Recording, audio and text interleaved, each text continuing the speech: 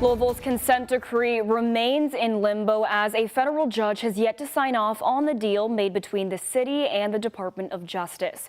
And today at Roots 101 Museum, community leaders discussed how they can move forward.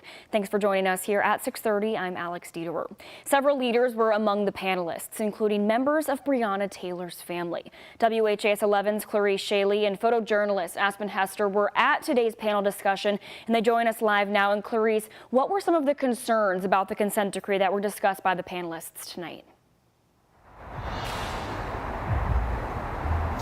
Alex, a lot of those conversations are still going on right now, but the concern was really tonight around the consent decree being turned down in federal court. On Monday, it was the first hearing after the police union claims the decree interferes with their policies and they should have been involved in those negotiations. Now, the judge in the case has even asked the Department of Justice if there is a less intrusive manner on resolving the dispute. The panel sees the decree as a measure that will hold people and the city accountable, but it's on their minds that it could not be signed by the judge or even enforced when Donald Trump takes office.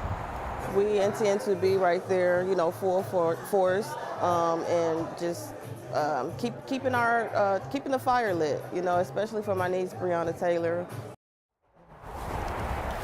They're waiting on the federal decision, but the panel is still looking forward. They talked about the appointment of the independent monitor to the consent decree, serving a 5-year term where they monitor the consent decree being carried out. Those proposals are due on the 30th to the city. Now, I have also reached out to the police union and Heritage Foundation, who is involved in the federal case, for more information. Live in Louisville, Clarice Shaley, WHAS 11 team on your side. Thank you, Clarice. Kentucky State Police is investigating after an officer-involved shooting involving the Franklin County Sheriff's Office. KSP says the Sheriff's Office responded to a call for a man experiencing a mental health crisis around 7:30 this morning. Police say the man was armed with a knife, and during the encounter, one of the deputies fired his gun and hit the man. The man was taken to the Frankfort Regional Medical Center with life-threatening injuries. No officers were hurt during the incident.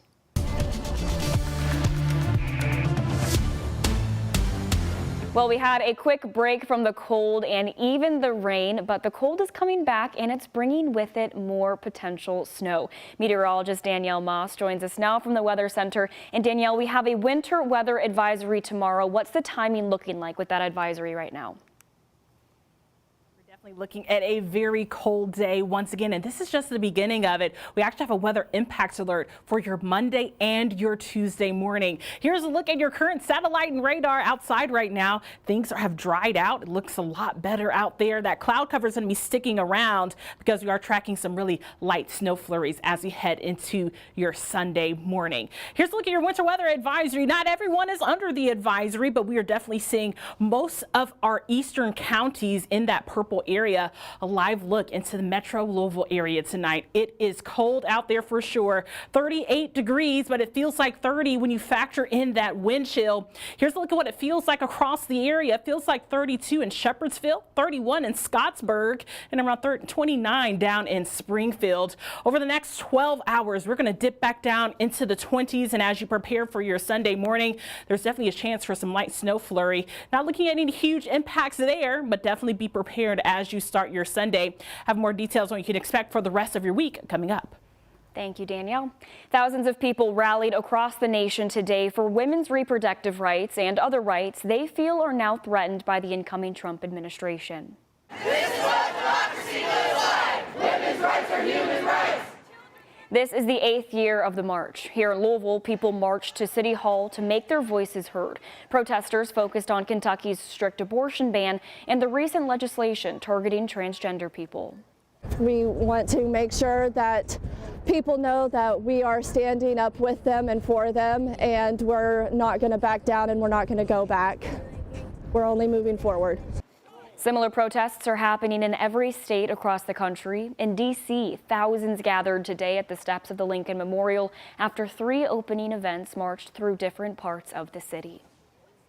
And this morning, King Solomon Baptist Church hosted its 8th annual Martin Luther King Jr. Prayer Breakfast. This breakfast is part of the 23rd Martin Luther King Jr. Week of Service with the theme of building the beloved community through unity. This breakfast is symbolizing his dream. We have black, white, Asians. We have everyone that come out every Saturday, every third Saturday of the month just to pray.